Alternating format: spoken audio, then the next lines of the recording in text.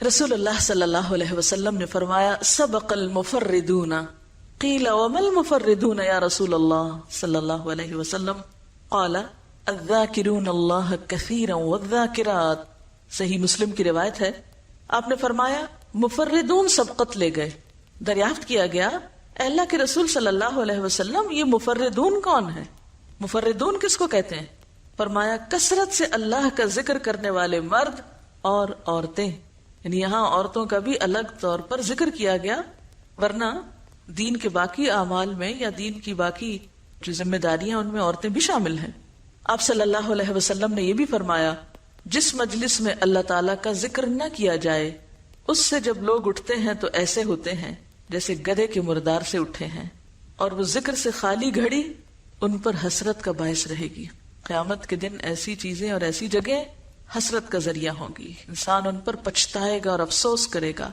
رسول اللہ صلی اللہ علیہ وسلم نے فرمایا اہل مجلس جس مجلس میں نہ تو اللہ کا ذکر کرے نہ ہی پیغمبر خدا صلی اللہ علیہ وسلم پر درود بھیجیں تو وہ مجلس ان کے لیے نقص یعنی کمی اور حسرت کا باعث ہوگی.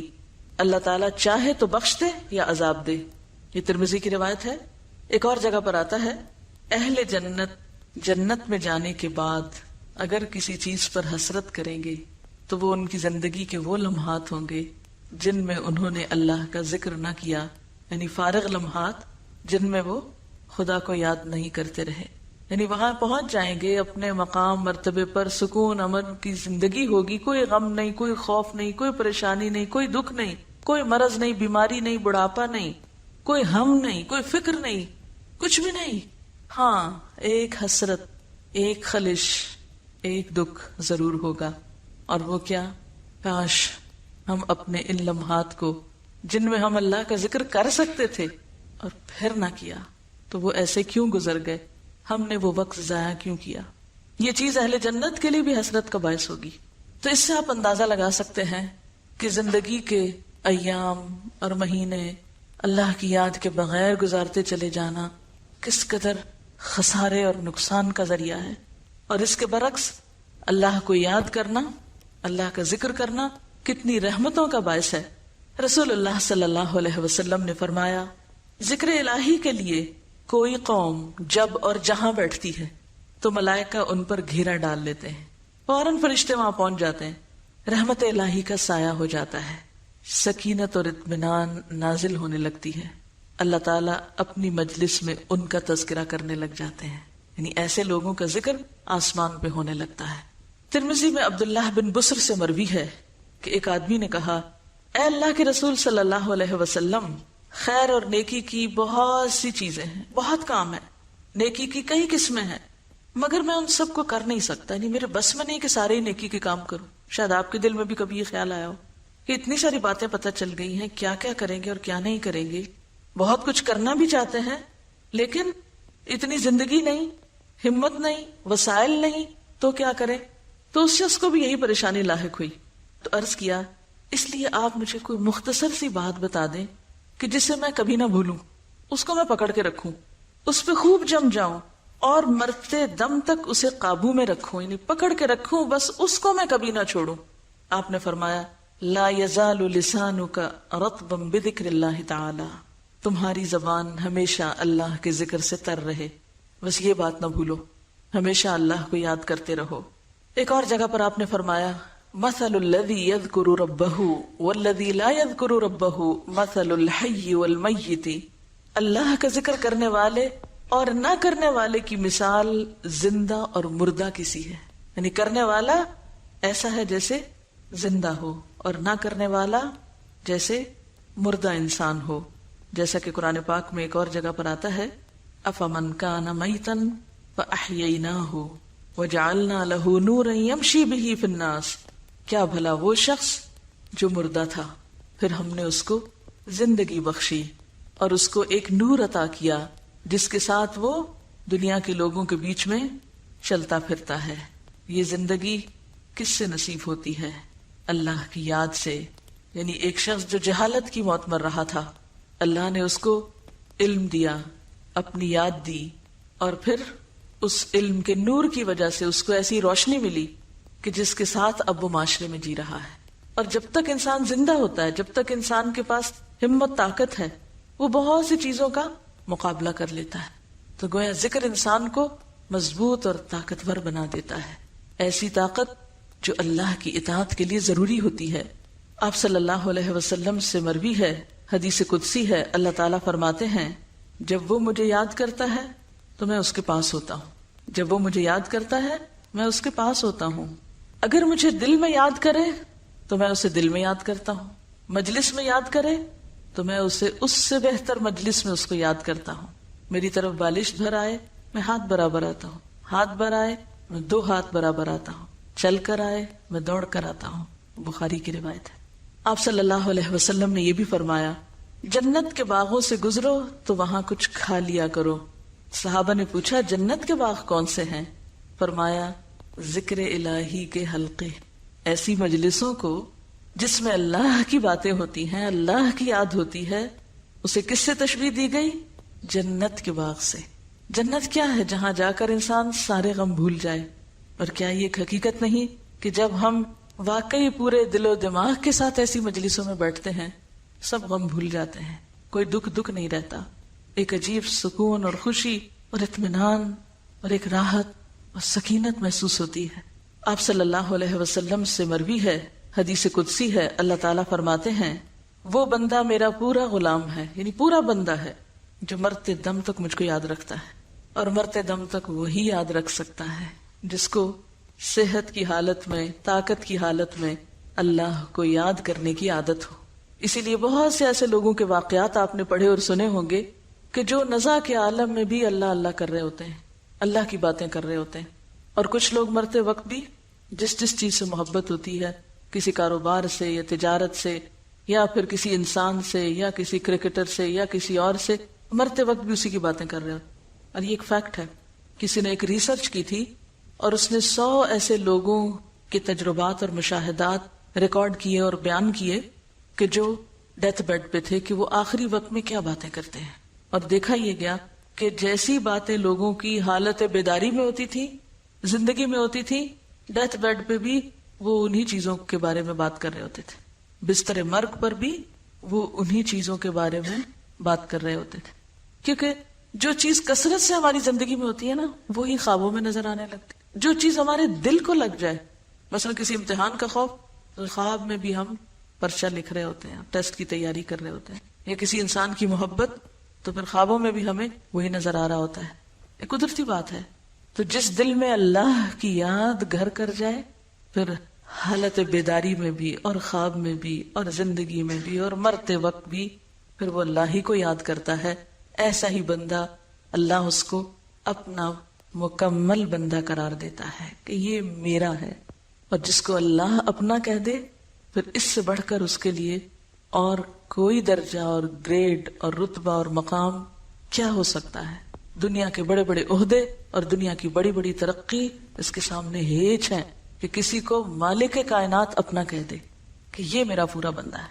قرآن پاک کو اگر ہم دیکھیں تو اس میں بھی ہمیں بہت ساری ایسی آیات ملتی ہیں کہ جن میں ذکر کی کثرت یا بار بار ذکر کرتے رہنے کی تلقین کی گئی ہے. مثلا سورۃ الاحزاب میں اللہ تعالیٰ فرماتے ہیں یا ایھا الذین آمنوا اذکروا اللہ ذکرا کثیرا، اے لوگو جو ایمان لائے ہو اللہ کا ذکر کیا کرو، اللہ کو یاد کیا کرو. کتنا؟ ذکرا کثیرا، بہت بہت زیادہ، کثرت سے، زیادہ سے زیادہ. حتیٰ کہ آپ دیکھیے کہ عبادات کے بعد بھی، حج کے بعد فرمایا فَإِذَا قَضَيْتُم مَّنَاسِكَكُمْ فَاذْكُرُوا اللَّهَ كَذِكْرِكُمْ آبَاءَكُمْ أَوْ أَشَدَّ ذِكْرًا. جب احکام حج ادا کر لو تو اللہ کا ذکر اس طرح کرو جس طرح اپنے باپ دادا کا تذکرہ کرتے ہو، بلکہ اس سے بھی زیادہ ذکر. یعنی جس طرح ہم بیٹھ کے اپنے آباء و اجداد کی باتیں کرتے ہیں، قصے کہانیاں ان کو یاد کرتے ہیں جو فوت ہو گئے، جو چلے گئے، جو جدا ہو گئے، جو دور چلے گئے، جیسے ان کی باتیں کرتے ہیں بیٹھ کے اپنی مجلسوں میں، محفلوں میں، گھروں میں، اس سے زیادہ بڑھ کر کہیں بیٹھ کے اللہ کو بھی یاد کیا کرو. کیونکہ ذکر محض تنہائی میں نہیں، محض دل میں نہیں، محض ایک خاص مخصوص طریقے کا ورد نہیں، بلکہ اس کے کئی طریقے ہیں جن کا آگے ذکر آئے گا. پھر اسی طرح میدان جنگ میں سورۃ الانفال میں فرمایا یا ایھا الذین آمنوا اذا لقیتم فئۃ فاثبتوا واذکروا اللہ کثیرا لعلکم تفلحون. اے ایمان والو، جب کفار سے مقابلہ کرو تو ثابت قدم رہو اور کثرت سے خدا کا ذکر کرو. یعنی میدان جنگ میں بھی، جسے ایک شاعر کا شعر ہے، وَلَقَدْ ذَكَرْتُكِ وَالْخَطِّيُّ يَخْطُرُ بَيْنَنَا. ایک شاعر اپنے محبوبہ کو کہتا ہے کہ میں نے تمہیں اس وقت بھی یاد کیا تھا جب ہمارے درمیان نیزے چل رہے تھے. تو یہ مقام تو صرف اللہ کے لیے ہے کہ نیزے چل رہے ہوں، انسان میدان جنگ میں ہو، تنہائی میں ہو یا مجلس میں ہو، تو سب سے بڑھ کر اس کے دل میں اللہ ہی کی یاد ہو. رسول اللہ صلی اللہ علیہ وسلم نے فرمایا، انسان پر جو گھڑی ذکر الہی سے خالی گزری وہی قیامت کے دن حسرت کا سبب ہوگی. اور جیسا کہ پہلے میں نے عرض کیا، اہل جنت کو اس گھڑی کے سوا کسی چیز کا افسوس نہ ہوگا جو ذکر الہی سے خالی گزر گئی. اور حقیقت یہ ہے کہ دلوں کو چمکانے والی اور دلوں کو جلا بخشنے والی چیز بھی اللہ کا ذکر ہی ہے. اب دیکھیے کہ نماز کے بعد، اور خاص طور پر جمعے کی نماز کے بعد فرمایا فَإِذَا قُضِيَتِ الصَّلَاةُ فَانْتَشِرُوا فِي الْأَرْضِ وَابْتَغُوا مِنْ فَضْلِ اللَّهِ وَاذْكُرُوا اللَّهَ كَثِيرًا لَعَلَّكُمْ تُفْلِحُونَ. کہ جب نماز ادا کی جا چکے تو زمین میں پھیل جاؤ. وَابْتَغُوا مِنْ فَضْلِ اللَّهِ، کام کاج کرو، تجارت کرو، کماؤ، لیکن وَاذْكُرُوا اللَّهَ كَثِيرًا. صرف مسجد میں نہیں، صرف جمعے کے وقت نہیں، مسجد سے باہر جا کر، بازار میں جا کر، کاروبار میں جا کر، دنیا میں پڑھ کر بھی کیا کرو؟ وَاذْكُرُوا اللَّهَ كَثِيرًا. کثرت سے اللہ کو یاد کرتے رہو. کیوں؟ لَعَلَّكُمْ تُفْلِحُونَ، تاکہ تم فلاح پاؤ، کامیاب ہو سکو. اور حقیقت یہ ہے کہ انسان کے دل کو زنگ لگ جاتا ہے، انسان کے دل پر میل آنے لگتی ہے، انسان کا دل سخت ہونے لگتا ہے، انسان کا دل بیمار ہونے لگتا ہے، انسان کا دل بجھنے لگتا ہے. یہ ساری دل کی بیماریاں ہیں. ان سب بیماریوں کا علاج اللہ کا ذکر ہے. دل کی غذا بھی اللہ کا ذکر ہے، دل کا علاج بھی اللہ کا ذکر ہے. اور ویسے بھی اگر ہم دیکھیں تو انسان جب تک اللہ کا ذکر کرتا ہے اللہ اس بندے کے ساتھ ہوتا ہے. امام ابن تیمیہ فرماتے ہیں دل کے لیے ذکر ایسا ہے جیسے مچھلی کے لیے پانی. دل کے لیے ذکر ایسا ہے جیسے مچھلی کے لیے پانی. تو بتائیے کہ پانی سے جدا ہونے پر مچھلی پہ کیا گزرتی ہے، کیا گزرتی ہے. آپ کو معلوم ہے نا کہ اب سونامی ڈیزاسٹر میں سب سے پہلے کیا ہوا ہے؟ زمین پھٹی ہے اور جو سمندر کا پانی سطح زمین پر تھا وہ سمندر کے اندر جانے لگا، سک ہونے لگا، زمین اس کو سک کرنے لگی. اس کے نتیجے میں جب پانی تیزی کے ساتھ زمین کے اندر گیا تو جو مچھلیاں تھیں سمندر میں وہ تڑپنے لگی اور بہت سے لوگ ان کو پکڑنے آ گئے. اس وقت بھی عبرت کی نگاہ نہیں تھی کہ یہ کیا ہوا. کبھی ایسا نہیں ہوا کہ پانی اس طرح نیچے اتر جائے زمین کے. یہ تو قیامت کی نشانیوں میں سے، یہ تو کوئی بڑی بلا ہے، کوئی بڑی آفت ہے کہ اذا البحار فجرت. تو آپ ذرا اس نظارے کو امیجن کریں کہ پانی سمندر کا ہٹ جائے اور مچھلیاں کیا حالت ہوگی ان کی. کبھی تڑپتی مچھلیاں دیکھی ہیں؟ تو بالکل اسی طرح جو دل اللہ کا ذکر نہیں کرتے اسی طرح تڑپتے رہتے ہیں، بے چین رہتے ہیں. وہ کہتے سمجھ نہیں آتی کہ آخر کیا ہے دل میں، کیا غم ہے. سب کچھ تو ہے پھر بھی کیوں دکھی ہے؟ کیونکہ اللہ کی یاد نہیں. اور اللہ کی یاد کو بھی وہ صرف چند وظیفے وظائف میں سمجھتے ہیں. یعنی ذکر کا بھی چونکہ صحیح مفہوم نہیں پتا ہوتا، اس لیے بعض لوگ ذکر کر کے بھی پیاسے ہی رہتے ہیں، ذکر کر کے بھی ان کو صحیح پانی نہیں ملتا. تو ذکر کرنے کا سب سے بڑا فائدہ یہ ہے کہ انسان کو اللہ کی مدد اور تائید حاصل ہوتی ہے. پھر یہ کہ شیطان دور بھاگتا ہے، شیطان سے انسان محفوظ ہوتا ہے، شیطان کے منصوبوں کو ناکام بنا دیتا ہے. وہ اتنی پلاننگ کر کے آتا ہے آپ کو بہکانے کے لیے، آپ اللہ کی یاد میں مشغول ہیں، اس کو منہ کی کھانی پڑتی ہے، ذلیل و رسوا ہو کے لوٹتا ہے. پھر اسی طرح اللہ کی رضا اور خوشی کا سبب بھی ذکر ہی سے ہوتا ہے. ذکر دل کے لیے بھی روشنی ہے اور چہرے کے لیے بھی روشنی ہے. ذکر دنیا کی روزی کی کشائش کا سبب بھی ہے، کیونکہ عدم ذکر میں معیشت دن کا، تنگ زندگی، تکلیف کی زندگی کی بات کی گئی. ذکر ہی انسان کے اندر اللہ کی محبت میں شدت پیدا کرتا ہے، کیونکہ جس چیز کو آپ بار بار یاد کرتے رہے نا اس کی محبت بڑھتی چلی جاتی ہے، اور جس کو یاد کرنا آپ چھوڑ دیں اس کی محبت خود بخود کم ہونے لگتی ہے. پھر ذکر ہی ایسی چیز ہے کہ جس سے انسان احسان کے درجے کو پہنچتا ہے. ان تعبد اللہ کأنک تراہ، گویا تم اس کو دیکھ رہے ہو.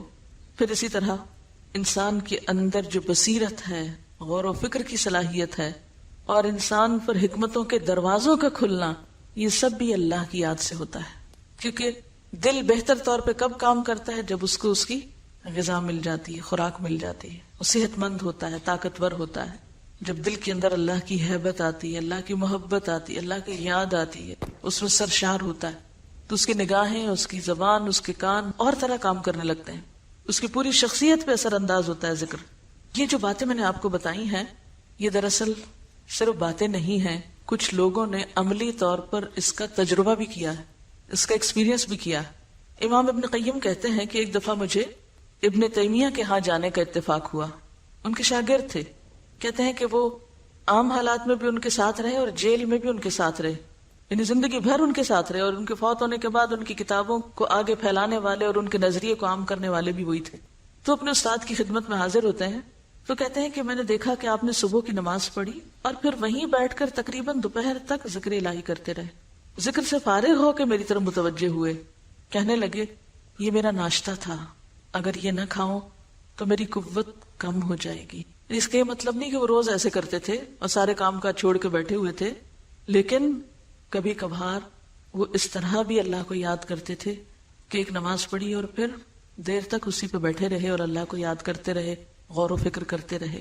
ایک دفعہ فرمایا بعض دفعہ میں اپنے نفس کو دم دے کر، یعنی ذرا سا سکون لے کر، اس لیے قدرے آرام کر لیتا ہوں کہ دوبارہ زیادہ مستعد ہو کر ذکر کر سکوں. یعنی میں تو آرام بھی اس لیے کرتا ہوں کہ زیادہ بہتر کام کروں. اور فزیکلی بھی انسان اسی وقت زیادہ ایکٹیو اور نشیط ہوتا ہے جب اس کا دل بہتر طور پہ کام کرتا ہے. دل کا کیا کام ہے؟ پورے جسم کو، جسم کے ایک ایک بال کو، ایک ایک سیل کو خون پہنچانا. اور اگر وہ نہ پہنچے تو کیا ہوگا؟ جسم کے کسی حصے کو خون نہ پہنچے کیا بنے گی؟ ڈیڈ ہو جائے گا. تو اسی طرح جب دل میں اللہ کی یاد نہیں ہوتی تو باقی زندگی کے کاموں میں بھی پھر کچھ نہیں ہوتا. لہٰذا وہ سارے عمل بے روح ہونے لگتے ہیں، بیکار ہونے لگتے ہیں. تو دل کی زندگی ذکر میں ہے اور انسان کی زندگی دل کی زندگی میں ہے. اور جب تک ایک بندہ مومن کا اپنے رب سے رابطہ نہیں ہوتا، اپنے رب کے ساتھ ایک مضبوط تعلق نہیں ہوتا، اس وقت تک وہ اطاعت کا حق بھی ادا نہیں کر سکتا. پھر آپ دیکھیے کہ جب تک ہم اللہ کی بات کرتے ہیں یا اچھی بات کرتے ہیں یا دل میں اللہ کو یاد کرتے ہیں تو ہم جھوٹ، چغلی، غیبت، شکایتیں، ان ساری چیزوں سے بچتے ہیں. یہ سارے شر کس وقت ہمارے اوپر امڑ آتے ہیں؟ جب ہم اللہ کو بھولتے ہیں. کوئی شخص اللہ کو یاد رکھتے ہوئے جھوٹ نہیں بول سکتا، بول ہی نہیں سکتا. اور اگر انسان ہونے کے ناطے کمزوری سے اس کے منہ سے نکل بھی کچھ جائے فوراً پلٹے گا، کیونکہ فرقان ہے نا اندر، اور چین ہی نہیں لینے دے گا. اسی طرح اگر غیبت کرنے لگ جائے تو فوراً احساس ہو جائے گا. اذا مسهم طائف من الشیطان تذکروا، انہیں فوراً سمجھ آ جاتی کہ ہم کچھ غلط کر رہے ہیں، فوراً رک جائے گا. تو گویا ذکر سے ایک ایسی طاقت انسان کو نصیب ہوتی ہے کہ جس کی وجہ سے وہ بہت سی برائیوں سے خود بچنے لگتا ہے. یہ کبھی ہو سکتا ہے کوئی شخص ذکر کرے اور پھر کسی کی چیز چرا لے، بسم اللہ پڑھ کے کسی کی چیز اٹھائے؟ یہ ہو سکتا ہے؟ نہیں. یہ شیطانی کام کوئی کس وقت کرتا ہے؟ صرف اسی وقت جب وہ شیطان کے پورے تسلط میں ہوتا ہے اور اللہ کو بھولا ہوا ہوتا ہے، وہ دشمن کے پورے نرغے میں ہوتا ہے، پھر وہ غلط کام کی طرف جاتا ہے. تو جو شخص اپنے دشمن کے آگے ہار مان جائے پھر وہ کہاں سے کامیاب ہو سکتا ہے؟ تو یہ جتنی بھی ہماری زندگی میں لغویات، بےہودہ باتیں، بیکار باتیں، فضول باتیں، یہ سب اسی وجہ سے ہوتی ہیں کہ انسان اصل چیز کو بھولا ہوا ہوتا ہے، اپنے رب کی یاد سے غافل ہوتا ہے. جسے قرآن پاک میں بھی آتا ہے وَمَن يَعْشُ عَن ذِكْرِ الرَّحْمَنِ نُقَيِّضْ لَهُ شَيْطَانًا فَهُوَ لَهُ قَرِينٌ، کہ جو رحمان کے ذکر سے غفلت برتتا ہے. من يعش، عشاء کا لفظ کس سے؟ جب اندھیرا چھا جائے وہی وقت ہوتا ہے نا. من يعش عن ذکر الرحمن، رحمان کے ذکر سے اس کا دل خالی ہوتا ہے، اندھیرا ہے دل. نقیض له شیطانا، اللہ تعالیٰ خود اس شخص پہ شیطان مسلط کر دیتے ہیں. فهو له قرین، پھر وہ اس کا ساتھی بن جاتا ہے، وہ اس کا دوست بن جاتا ہے. فسا قرینا، کتنا بدترین دوست ہے یہ، کتنا بدترین ساتھی ہے یہ. اور سب سے بڑی مصیبت تو یہ ہے کہ جو اللہ کو بھولتا ہے اللہ اس کو بھلا دیتا ہے. جیسا کہ اس آیت میں بھی فرمایا قال كذلك اتتك آیاتنا فنسیتها وكذلك اليوم تنسى، کہ ہماری آیات تیرے پاس آئی تھی تو نے انہیں بھلا دیا، اسی طرح آج تجھے بھی بھلایا جاتا ہے. سورۃ الحشر میں اللہ تعالیٰ فرماتے ہیں وَلَا تَكُونُوا كَالَّذِينَ نَسُوا اللَّهَ فَأَنسَاهُمْ أَنفُسَهُمْ أُولَئِكَ هُمُ الْفَاسِقُونَ، ان لوگوں کی طرح مت ہو جاؤ جنہوں نے اللہ کو بھلا دیا تو اللہ نے خود ان سے ان کے نفس بھلوا دیے. یہی لوگ فاسق اور بدکار ہیں. یعنی ذکر نہ کرنے سے نہ صرف یہ کہ انسان اپنے رب کو بھولتا ہے, ذکر نہ کرنا کیا ہے, رب کو بھولنا دوسرے لفظوں میں. تو ایسا شخص پھر خود فراموش بھی ہو جاتا ہے. خدا فراموشی دراصل کیا ہے؟ خود فراموشی. تو انسان الٹیمیٹلی اپنے اوپر ظلم کرنے والا ہوتا ہے. اور اگر دیکھا جائے تو ذکر سب سے آسان ترین عبادت ہے. اگر دیکھا جائے تو ذکر آسان ترین عبادت ہے, اس میں کچھ بھی خرچ نہیں کرنا پڑتا آپ کو.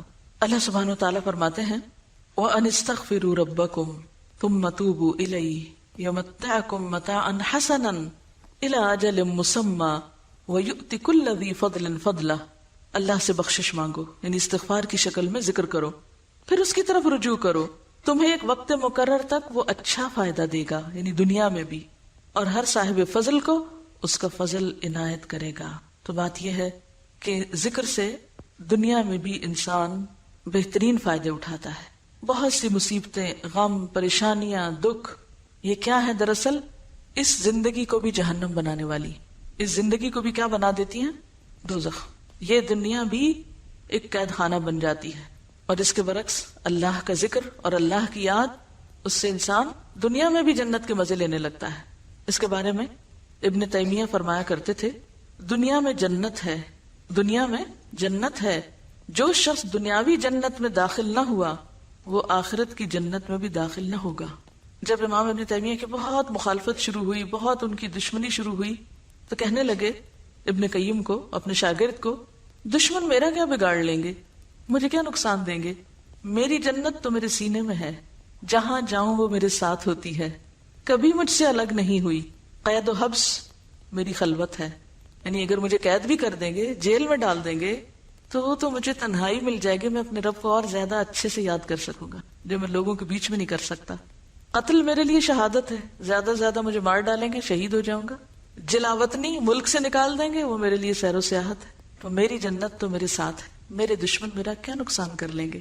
یعنی جب انسان کو اللہ کی محبت حاصل ہو جاتی ہے تو پھر انسان کے سامنے کوئی تکلیف, دکھ, پریشانی رہتی نہیں ہے, کیونکہ اس کے ساتھ اس کا خدا ہوتا ہے, اس کا رب ہوتا ہے, اس کے اندر ایک سکون ہوتا ہے. جب قلعے میں قید کر دیے گئے, یعنی بالآخر وہ مخالفت اور دشمنی اور شکایتیں ان کے خلاف اتنی بڑی کہ حاکم وقت کو اسی میں عافیت نظر آئی کہ ان کو جیل میں ڈال دیا جائے. تو قلعے کے اندر فرماتے ہیں اس نعمت کے شکرانے میں, کس کو نعمت کہہ رہے ہیں؟ قید کو. اس نعمت کے شکرانے میں یہ قلعہ سونے سے بھر کر خرچ کر دینا بھی میرے نزدیک کم ہے, اور میں اس نعمت کے عوض اس قدر سونا نثار کرنے کو بھی حقیر رقم تصور کروں گا کہ لوگوں نے مجھے ساری دنیا سے کاٹ کر جو الگ کر دیا, تو مجھے کتنی بڑی دولت مل گئی کہ میرے لیے اپنے رب کی یاد اور آسان ہو گئی, کہ پہلے تھوڑا وقت ملتا تھا, زیادہ وقت ملتا ہے اپنے رب کو یاد کرنے کا. ایک اور موقع پہ فرماتے ہیں دشمنوں نے مجھے قید و بند میں ڈال کر مجھ پہ جو احسان کیا ہے اور میرے لیے خیر و بھلائی کے اسباب مہیا کر دیے ہیں, میں ان کا عوض ادا کرنے سے قاصر ہوں, میں تو اس احسان کا بدلہ نہیں چکا سکتا. کس طرح نظر بدلتی ہے ایک انسان کی اس دنیا اور اس کے غموں کے بارے میں جب حقیقت میں وہ اپنے رب کا بندہ بن جاتا ہے, اس سے جڑ جاتا ہے. اور اگر دل میں پریشانی اور غم اور دکھ ہے تو یہ نتیجہ ہے اس بات کا کہ آپ اللہ سے جڑے ہوئے نہیں ہیں, کیونکہ یہ قرآن کہتا ہے من اعرض عن ذکری فإن له معیشۃ ضنکا, جو میری یاد سے غافل ہوگا, جو بندوں پہ تکیہ کرے گا, جو انسانوں کے سہارے ڈھونڈے گا, میں پھر اس کو انہی کے حوالے کر دوں. انسان کے اوپر دکھ تکلیفیں کیوں آتی؟ جب انسان اللہ کو چھوڑ کے بندوں سے مدد چاہتا ہے, بندوں کے آگے ہاتھ پھیلاتا ہے, اور بندوں کے آگے روتا ہے, اور بندوں سے مانگتا ہے, اور بندے اس کی توقعات پہ پورا نہیں اترتے, پھر وہ مارا مارا پھرتا ہے. ایک دفعہ فرمانے لگے قیدی وہ نہیں جو قید ہو جائے, قیدی وہ نہیں جو قید ہو جائے, قیدی تو وہ ہے جس کا دل دنیا کی خواہشات میں قید ہو جائے, دنیا کی محبت میں قید ہو جائے. یعنی قیدی وہ نہیں ہے جو جیل میں بند کر دیا جائے, قیدی کون ہے؟ جو دنیا کی محبت میں قید ہوا پھرتا ہے, وہ اس کو چین نہیں لینے دیتی. جب انہیں قید خانے میں بھیجا گیا اور دروازہ بند کر دیا گیا تو دیوار کے اندر کی طرف آ کے کہنے لگے فَضُرِبَ بَيْنَهُمْ بِسُورٍ لَهُ بَابٌ بَاطِنُهُ فِيهِ الرَّحْمَةُ وَظَاهِرُهُ مِنْ قِبَلِهِ الْعَذَابُ. کیا معنی ہے اس کا؟ اور ان کے درمیان ایک دیوار حائل کر دی جائے گی قیامت کے دن, لہو باب, جس کا ایک دروازہ بھی ہے, باطنہ فیہ الرحمہ, اس دیوار کے اندر والے حصے میں تو رحمت ہی رحمت ہے, وظاہرہ من قبلہ العذاب، اور اس کے بیرونی حصے میں سامنے عذاب ہے۔ صرف سوچ کا فرق ہے۔ جس شخص نے اپنے رب کو پا لیا ہو، اسے اس کی معرفت ہو گئی ہو، اس نے اپنے رب کو پہچان لیا ہو، جس کو واقعی ذکر کا سلیقہ آ گیا ہو، طریقہ آ گیا ہو، تو حقیقت میں اس کے دل کو ایسی ہی راحت اور اس کی قید تنہائی اس کے لیے ایسی ہی باعث رحمت بن جاتی ہے۔ ایسا ہی انسان وہ انسان ہوتا ہے جس کا نہ کوئی دشمن کچھ بگاڑ سکتا ہے، نہ دوست بگاڑ سکتا ہے، کوئی اس کو کچھ نقصان کر ہی نہیں سکتا۔ ایسا انسان انسانوں کی مخالفتوں اور دشمنیوں اور نقصانوں سے اوپر اٹھ جاتا ہے۔ ابن قیم کہتے ہیں کہ آپ جیل کے اندر ٹھونسے ہوئے تھے، یعنی ایسا نہیں تھا کہ وہ اندر کوئی بہت بڑا کوئی لان تھا اور وہ ٹہلتے تھے، اور نہیں، ٹھونسے ہوئے تھے، اور اس کے اندر انتہائی تہدید اور بدتمیزی کا سلوک کیا جاتا تھا کہ بدن کانپ اٹھتا تھا۔ یعنی ان کے ساتھ بہت بدتمیزی سے لوگ پیش آتے تھے جیل کے۔ ذرا آپ اپنے آپ کو رکھ کے دیکھیں کہ کوئی آپ کو ایک جملہ کہہ دے تو آپ کا پارا کتنا ہائی ہوتا ہے، اور آپ کہاں کھڑے ہوتے ہیں، اور آپ کے دل کے اندر کی حالت کیا ہوتی ہے۔ اور وہاں اتنا بڑا عالم، 35 جلدوں میں ان کے فتاوی کبھی آپ نے دیکھے ہو، کسی بھی اسلامی لائبریری میں جائیں سب سے زیادہ والیوم ان کے نظر آئیں گے آپ کو، اتنی کتابیں لکھی ہیں۔ اس پائے کا عالم اور ایک معمولی سا انسان اٹھ کے اس کے ساتھ بدتمیزی کا سلوک کرے، چونکہ دل میں ذاتی بڑائی نہیں نا، اللہ ہی کی بڑائی، اس لیے کوئی پرواہ نہیں کہ کوئی کیا سلوک کر رہا ہے میرے ساتھ۔